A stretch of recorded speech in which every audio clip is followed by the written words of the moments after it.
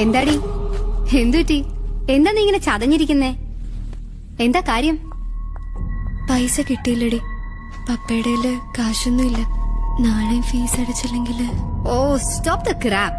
എടി എത്ര നാളെ ഞാൻ നിന്നോട് പറയുന്നു, നമ്മളെ പോലുള്ള പാവപ്പെട്ട പെൺകുട്ടികൾക്ക് നാലാളുടെ മുമ്പിൽ അന്തസ്സായിട്ട് നടക്കണമെങ്കിൽ എന്റെ വഴി തന്നെയാ ബെസ്റ്റ്.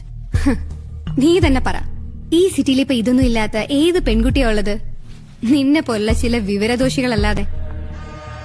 അനിമോളെ, നന്നായിട്ടൊന്ന് സോപ്പിട്ട് കുളിച്ച കഴുകിക്കളയാവുന്നൊരു ടെമ്പററി ഡീൽ. ഒരു കാര്യം ഉറപ്പാ, കാശിന്റെ പേരിൽ പിന്നെ ഒരുത്തരുടെ മുമ്പിലും തല കുനിക്കേണ്ടി വരില്ല. പപ്പേ,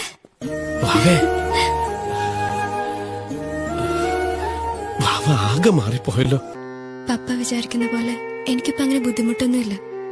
ഞാൻ പപ്പയോട് പറഞ്ഞില്ലെന്നേ ഉള്ളൂ. എനിക്കൊരു സ്കോളർഷിപ്പ് കിട്ടി.